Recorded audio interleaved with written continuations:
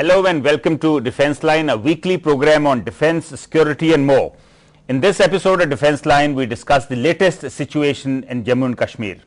After big successes in counterinsurgency and counter-infiltration efforts during the last 1 year, fresh encounters with militants in July and August have set off alarm bells. Security forces estimate that over 300 militants are trying to seep in from across the line of control before the onset of winter months and the closure of mountain passes.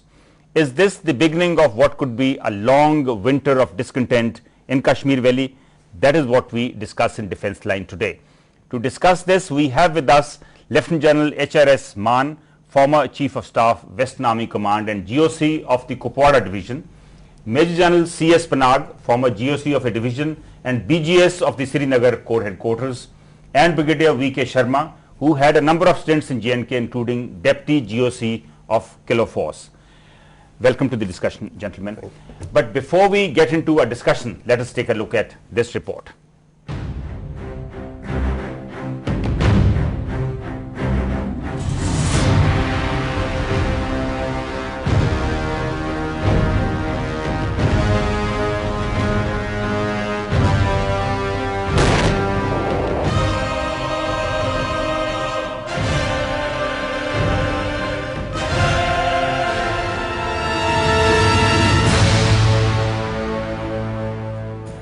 After a lull of several months, there have been fresh attempts of infiltration along the line of control in Jammu and Kashmir.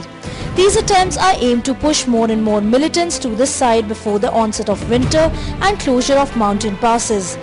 According to senior security officials, more than 300 militants are waiting across the LOC to infiltrate into Kashmir. The elements who have been operating there for last more than 20 years, those elements are not still gone, they are still there. And their job is to ensure or try at least to create some problems under instructions from their masters across.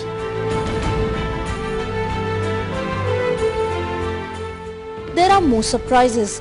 Recently, groups of civilians tried to prevent the security forces from engaging militants in a gun battle in Pulwama village to save a local militant commander besieged by troops.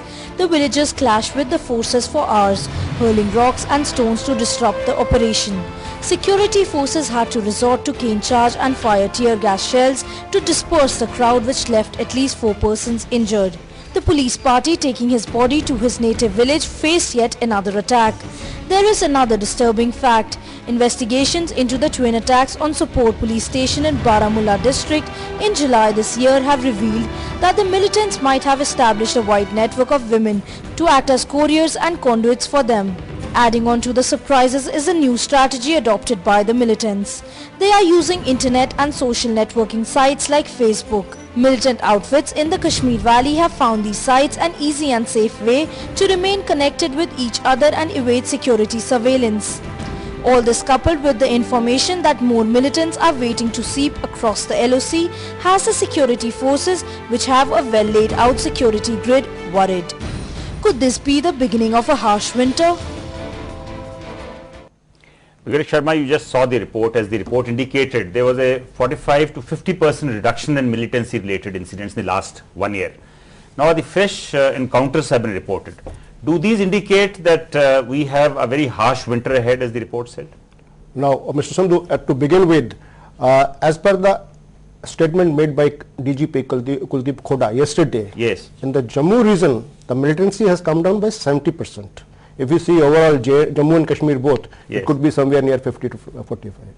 Now, secondly is traditionally from May 15 to October 15 is taken as an infiltration season. Okay. The GOC 15 Corps, General Atta Hasnain made a statement in April that 700 are waiting. GOC 16 Corps Nagrota, he made a statement that 450 to 500 are waiting. So if we take an average, say let's say about 500 are waiting. Earlier also, when I was there long time back, never was a year when about 1,000 militants were not waiting to infiltrate in our country. So that's quite normal, you know. That's two things. Thirdly is encounters. Around 26th January and around 15th August, both intelligencies as also the security forces go hyper, because we don't want to have any untoward incident, and we want to show, and they want to show, that 26th January or 15th August didn't go without an incident. So as of now, we also seen that 2 years have been very hot in Valley. The government is trying desperately to be on defensive, and they are only operating on hard intelligence. The encounters which have taken place are all on hard intelligence. The only one encounter which is of certain grave concern is in Farkiyan Gully, where we have lost 3 OR and 1 JCO. That's when they were coming. So Brigadier Sharma, are you indicating that it is quite all this is routine? That's what I'm saying. That is quite normal, and it has been going earlier also. But a better this thing is that this year the militancy related issues are less in number, as also the operative militants are far less than what they used to be. Brigadier Sharma, what we have noticed is that in July, for example, now 8 militants were killed in 2 encounters in Kupwara district alone. Both these encounters took place in the forest areas. Why is Kupwara district targeted? The Kupwara district has its own significance. That's a traditional reception area for the terrorists. When they cross over, area around Kupwara, particularly Lulab, and I'm just forgetting Lulab, is the traditional reception area. Thereafter, there's a transition area. Transition area is Handwara and Sopore, and ultimate objective being Srinagar. General Man, you've been the division commander in Kupwara. Do you agree with the Brigadier Sharma that Kupwara is being targeted? One, primarily it is on the LOC, and second, it has a lot of forest cover. You are, also you are partly right, because moment if you see the valley and seeing the valley as such, it is divided into 2 parts. Okay. One is Shamshabari range and northward, which goes to the LC, and then the valley starts. Right. There are 2 distinct type of people as well, ethnically also. Gujars and Bakarwals have not much love lost, if I am using the wrong word, beg your pardon for that, with the Kashmiris as such. Then you find these people, those chaps are for money, because the conditions of Shamshabari and beyond are much worse. There are far more poor people as compared to Shamshabari and this side. So therefore, when these people come, and again, people, you can tackle up, the ratio is 1 to 3. One man on one infiltrator there for 3 to 4 people. Moment they cross Shamshabari, then it ratio goes to about 10 to 15 per man. Now this multiplied by the number of people, then you find you end up jungle bashing, because it's thickly forested one. Right. The valley starts from there, the sympathizers and the so-called reception. Very difficult to trace them. Answer is to tackle them and Shamshabari and beyond, and not Shamshabari, just this side. Then it has a series of other problems in Fada and whatever we are seeing right now. Right. And the distance between the LC and some of the posts of Kupwara is very little. It's 1 night run. Generally, a couple of hours. You get through, right through. So if you get through, then you can easily mix up with the local crowds. Then it's extremely difficult to locate them. The way it is, the ratio required is much more. And then the spin-off effect is much more on the people. There are the lateral people, harkat there, whatever be the reason, extremely difficult to pinpoint the infiltrators, because I dropped my rifle and I'm innocent. Jalman, as we all know that 2010 saw a lot of successes against the militants and a reduction in infiltration. So do you see this as at the beginning of a fresh wave of violence, or you think it is very routine? I would say we should retain a balance. We should not overreact to it.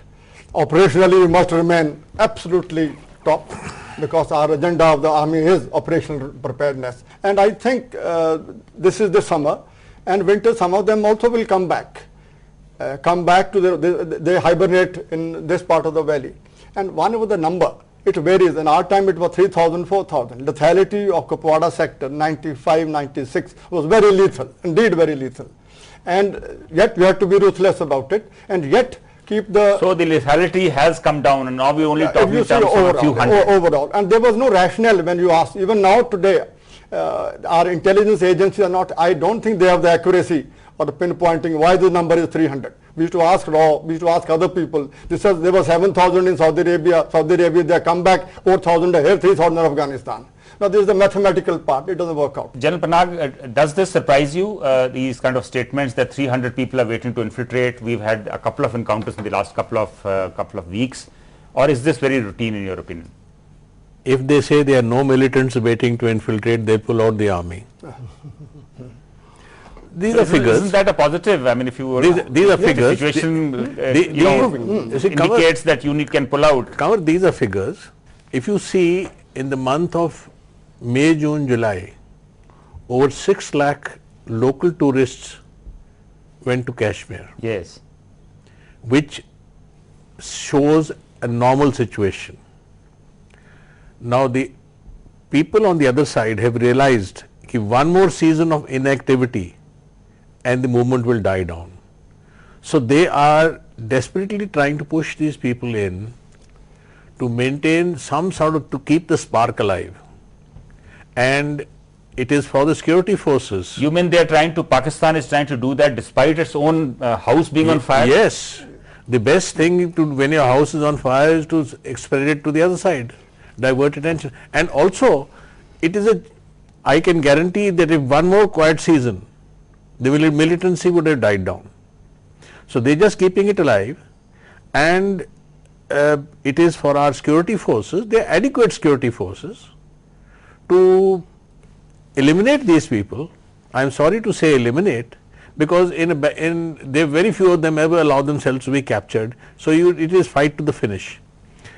The other thing which I have is, I would now like to ask the Home Secretary, who a few months back made a statement, situation is quiet, we should pull out. In this hall, in this room we discussed it, remember? That's right. Such statements are unwarranted.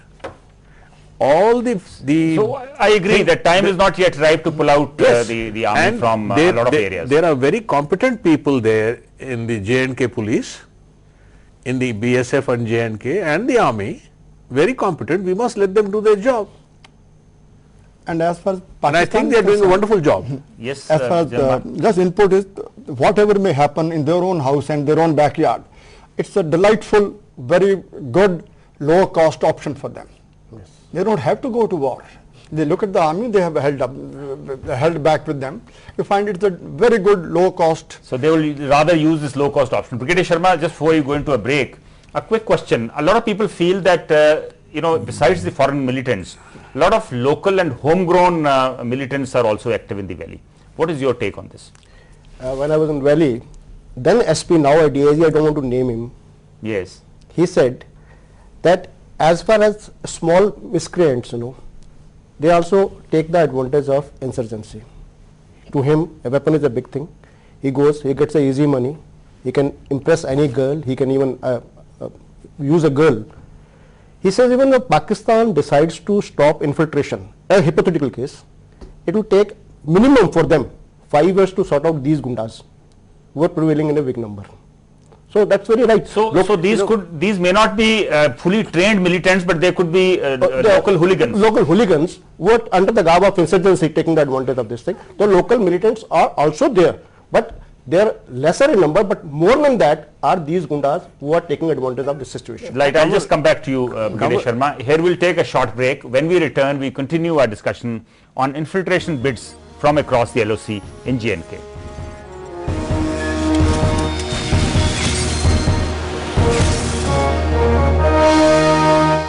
Welcome back. We are discussing the steps required to deal with the developing situation in Jammu and Kashmir. General Pranag, I remember when you were posted in the valley, some kind of a anti-terrorist security grid was built up at that point of time. Do you think that is still intact at this point? It is very much intact, and that has been the reason for success.